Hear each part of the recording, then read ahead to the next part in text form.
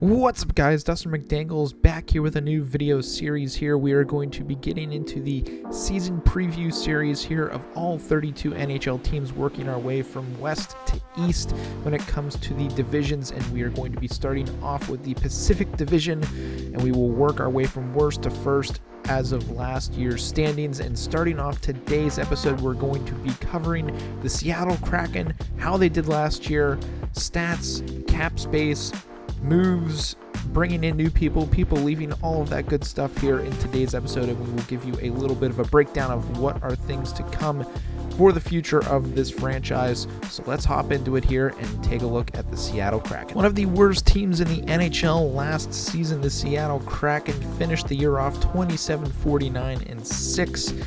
Stats not looking the best for them either. 29th for goals for, 24th for goals against. The power play and penalty kill were not good either. Power play 14.6% and their PK rounding out to a 75%.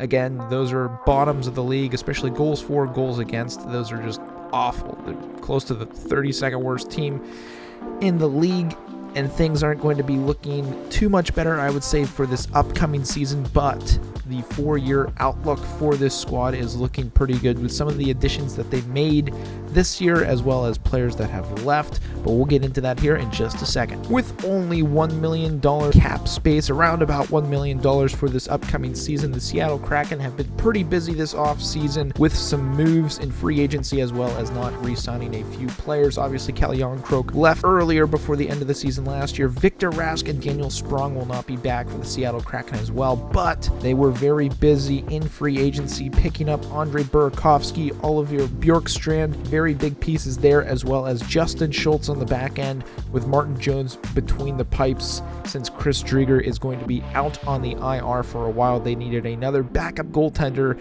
to go alongside of Philip Grubauer, but things are going to get a little interesting because Shane Wright, obviously they drafted 4th overall. He fell to them in the draft, which honestly was pretty crazy, but something must be out there that he's just not a top 3 player in the eyes of scouts around the NHL. But will he make the team, or will he spend another year in juniors, is the biggest question in my mind, and it will all depend on how well he does at training camp. It will be interesting to see where the team goes for this upcoming season with so many new faces and rookies coming into the squad. Last year, goal and assist wise, goal leaders, you had Jared McCann, who's probably their top player. He had 27 goals. Yanni Gourde had 21, as well as Jordan Emberley, who is probably going to be their next captain.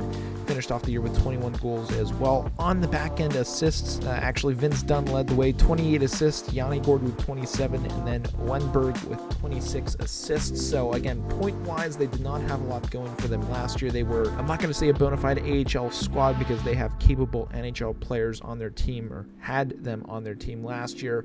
This year, again, I'd say bolstered roster with Burakovsky, Bjorkstrand for sure, as well as Justin Schultz on the back end, but is it going to be enough?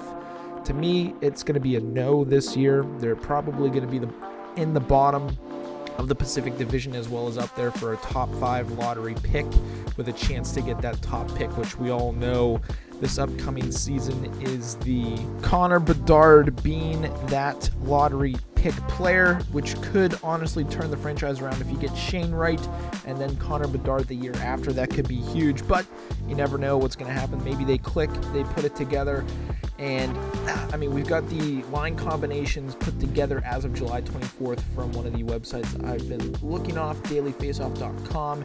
And again, Matty Beniers on that top line. He's going to get a big look on that first line for sure. Give him time. He is a young up-and-coming centerman who I think will make an impact in the NHL. He could be that 80-point guy every year if he is able to develop properly. Now, again, they're not too deep. I'd say after their top 2 lines, they don't really have too much going for them. Brandon Tanev still on IR. He's expected back for training camp, at least the regular season as well. Back end could be a little light as well. I know Dunn and Schultz are solid defensemen. Larson and Alexiak more of a shutdown type defensive player, but is this going to be a year Vince Dunn bounces back, because he was fire for the St. Louis Blues before he left them? So should be, I think, a bounce back year for Vince Dunn. He's at least on the watch list for bounce back player of the year on the back end for the NHL. And then in net, Grubauer, I mean, you can't fault the guy for not having a great year last year. He didn't really have too much of a team in front of him. Expansion team, you never know what's going to happen with that. But again, I fully expect Dave Hackstall to keep his job after this year, even if it's another low season, 27 to 30 wins. Ron Francis is going to show some patience with the building of this franchise because, you know, typically it takes about 3 to 5 years for any new franchise, whatever sport it may be, to cement their footprint on what they're trying to do. So I don't expect Dave Hackstall to go anywhere here in the future. Again, the Vegas Golden Knights thing was more of an anomaly. First year they make the Stanley Cup final, yada, yada, yada, all that good stuff for them. But Seattle Kraken, I think, are taking the long game approach of getting picks, developing players, bringing them in, and not just fire sailing out everyone in and out of Vegas like they have done these past couple years. And we'll get into one of their videos here further down the line. But let me know what you guys think, how you think the Seattle Kraken are going to fare this upcoming season. I want to hear from the Seattle Kraken fans out there. What do you guys think? Does Shane Wright make the team right out of the gate? Does Matty Beniers, I think he's still technically up for the Calder Trophy.